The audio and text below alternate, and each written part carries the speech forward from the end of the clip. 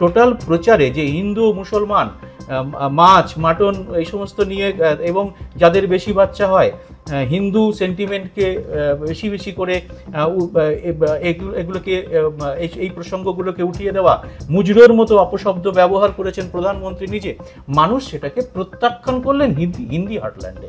কিন্তু সব থেকে বড় ধাক্কার কথা বলতে গেলে উত্তরপ্রদেশ সমাজবাদী পার্টি এবং কংগ্রেসের জোট অস্বাভাবিক ভালো ফল করতে চলেছে এবং সেটাই বিজেপির কাছে এতটা বড় ধাক্কা যে এই ধাক্কা সামলে ওঠা বিজেপির পক্ষে বোধহয় আর কয়েক ঘন্টায় সম্ভব হবে না, এটা বলে দেওয়া যায়।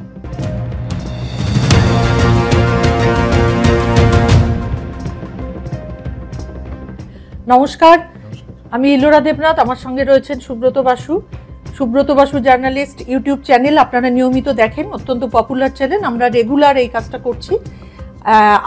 আমাদের ভোট আড্ডায় বসেছি আমরা। আগের ভোট আড্ডায় আমরা দেখিয়েছিলাম যে এক্সিট পোলগুলো যা দেখাচ্ছিল, এক্সিট পোলে সেই রিভিউগুলো আমরা করেছিলাম। আজকে বেলা 12টা বাজতে চলেছে, আমরা কিছু কিছু এগিয়ে পিছিয়ে যাওয়া রেজাল্টগুলো আমরা দেখতে পাচ্ছি। এগুলো নিয়ে আজকে আমাদের পরবর্তী আলোচনা সারাদিন ধরে খেপে খেপে চলবে। আসুন আমরা শুরু করি। সুব্রত দা, আজকে যা রেজাল্ট দেখছেন আর যা এক্সিট পোল নিয়ে আমরা দেখেছি, আপনার কি মনে হচ্ছে, কতটা জায়গায় রয়েছে? প্রথম আমরা যে আলোচনাটা করছি এখন বেলা প্রায় 12টা বাজে। আমি প্রথমেই বলে দিতে চাই যে এখনো কিন্তু কোনো আসনেই এখনো পর্যন্ত ফলাফল ঘোষণা করা হয়নি। অতএব আমরা যে আলোচনাটা করছি সেটা সম্পূর্ণ ট্রেন্ডের উপরে, যে ট্রেন্ড এখন দেখা যাচ্ছে বেলা 12টায়।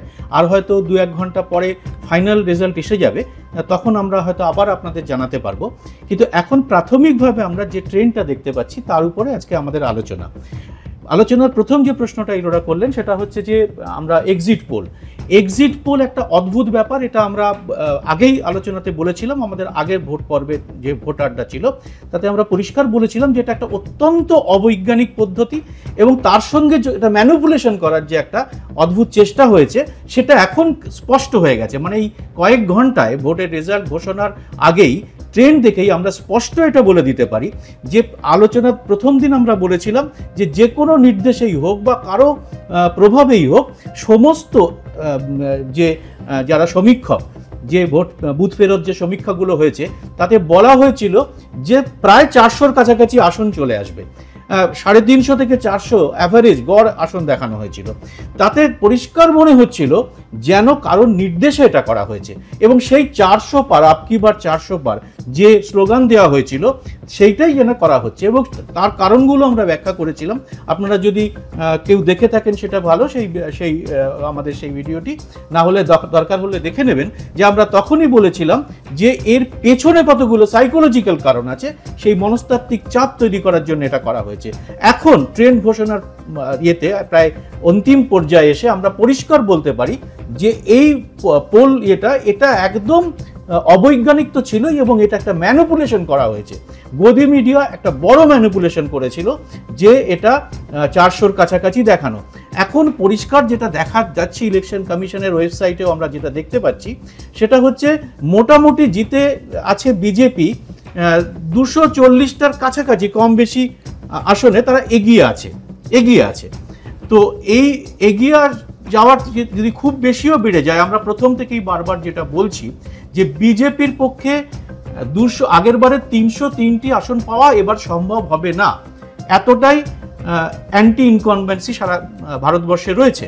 এবং আমরা বলেছিলাম যে 250-র কাছাকাছি এবার আসন হয়তো বিজেপি কম বেশি পেতে পারে এবং দেখা যাচ্ছে 250-রও কম বিজেপি কিন্তু নেমে গেছে। এনডিএ জোট সার্বিকভাবে হয়তো 272 যে ম্যাজিক ফিগার তার কাছাকাছি হয়তো আসতেও পারে, কিন্তু বিজেপির পক্ষে এটা কিন্তু একটা বড় নৈতিক পরাজয়। এই কারণে বলছি, ভারতের সমস্ত ইনস্টিটিউশনগুলোকে তারা কুক্ষিগত করেছিল, প্রশাসন তো বটেই, এমনকি নির্বাচন কমিশনের মতো একটা স্বশাসিত সংস্থা যার একটা খুব গৌরবজনক আমাদের ইতিহাস আছে আমাদের দেশে, সেটাকে যেভাবে কুক্ষিগত করে এই ভোটে ব্যবহার করা হলো সেটাকে দখল করে নেওয়া কার্যত সেটা বোঝাই গেল।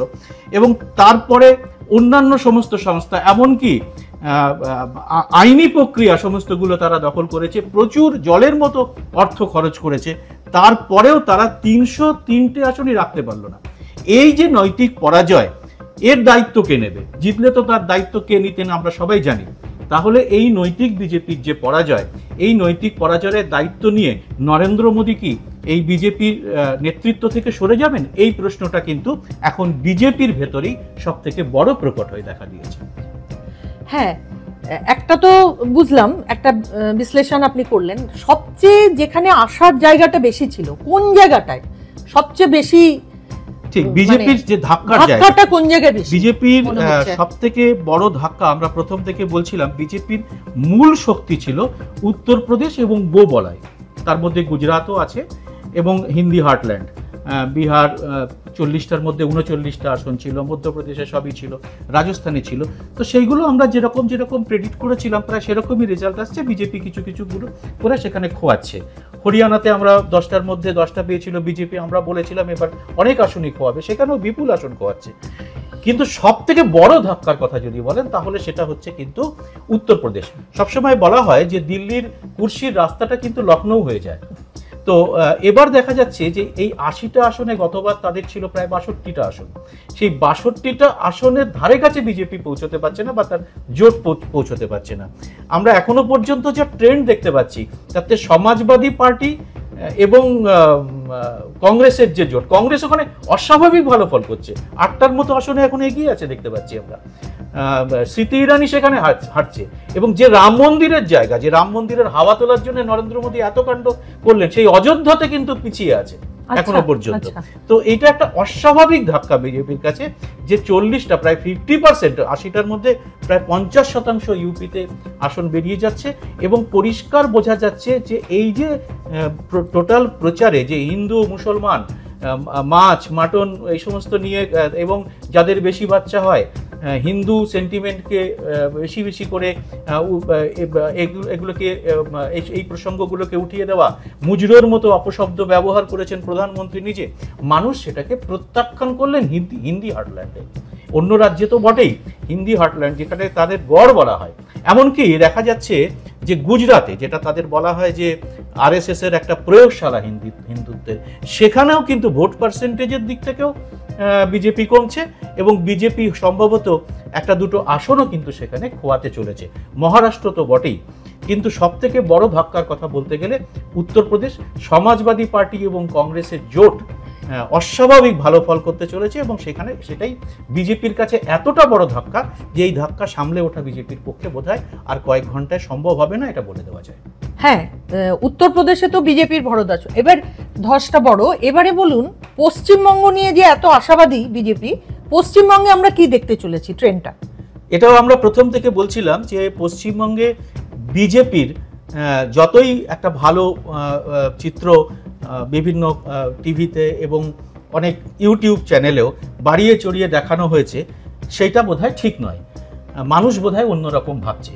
বিজেপির সংগঠনের হাল আমরা জানতাম, পশ্চিমবাংলায় বিজেপির কার্যত কোনো সংগঠন নেই, উত্তরবঙ্গে সামান্য ছিল। এখনো পর্যন্ত আমরা যে ট্রেন্ডটা পাচ্ছি তাতে দেখা যাচ্ছে যে বিজেপির এখানে কিন্তু গতবারের প্রায় অর্ধেক আসন পাবে। বিজেপি আশা করেছিল যে এখানে 30টা আসন তারা পাবে এবং সেটা তারা দক্ষিণ ভারত থেকে বা উত্তর ভারতে যে কয়েকটা আসন তাদের কমবে, সেই আসন তারা হয়তো পশ্চিমবাংলা থেকে তারা কিছুটা রিকভার করবে। কিন্তু দেখা যাচ্ছে এখানেই তার অর্ধেক আসন হয়ে গেছে। আমরা প্রথম থেকেই বলছিলাম 10 থেকে 12টা আসন বিজেপি পেতে পারে। সম্ভবত এখনো পর্যন্ত যে ট্রেন্ড দেখা যাচ্ছে তাতে তার বেশি কিন্তু আমাদের এখানে আমরা আশা দেখছি না। আচ্ছা, তাহলে আমাদের এই পর্বটা আমাদের চলবে। আপাতত আমাদের এই পর্বটা এখানে আমরা শেষ করছি।